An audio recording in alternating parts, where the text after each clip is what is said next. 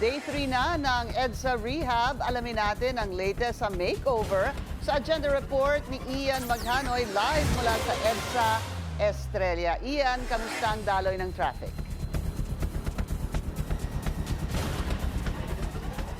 Pinky, agad ngang natapos ang asphalt overlaying at road reblocking ng EDSA Busway, part ng southbound lane ng EDSA Estrella.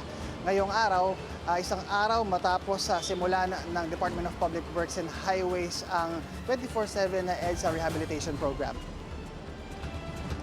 Nailatag ang aspalto sa tulong ng modern asphalt overlaying equipment mula Japan. Sinusukat naman ng DPWH personnel ang ipipintang lane markings para sa inner lane o yung EDSA busway mismo.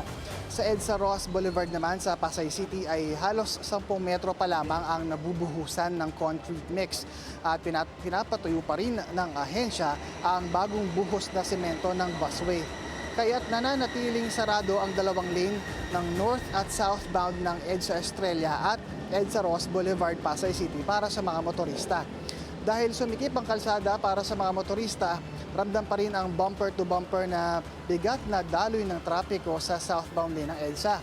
Dahil sa problema ng trapikong ito, inanunsyo ni Philippine National Police Chief Police Lieutenant General Melencio Nartates Jr. ang pagde-deploy ng kapulisan upang tumulong sa pagpapagaan ng trapiko sa mga EDSA rehab points. Sa isang pahayag, binigyang diin ni Nartates na handa ang Highway Patrol Group ng Pambansang Pulisya para sa augmentation upang tulungan ang Metropolitan Manila Development Authority o MMDA para sa pagmamando ng bigat ng daloy ng trapiko dito sa EDSA. Sa ngayon, nag-abiso naman ang DPWH sa mga motorista na planuhing mahigi ang kanilang mga biyahe upang hindi maipik sa trapiko. Piki, hanggang sa mga oras nga na ito ay kung makikita nyo dito sa aking kanan ay mabigat yung daloy ng trapiko sa southbound lane ng EDSA Estrella dahil dalawang lane yung kinain ng 24/7 na EDSA Rehabilitation Program. Pero kung mapapansin nyo naman dito sa kaliwa, sa likod ko ay pang northbound lane ng EDSA ay maluwag yung daloy ng trapiko sa ngayon. Pero inaasahan na magtatagal ang proyekto na ito ng DPWH, Pinky, ng hanggang January 5 sa susunod na taon.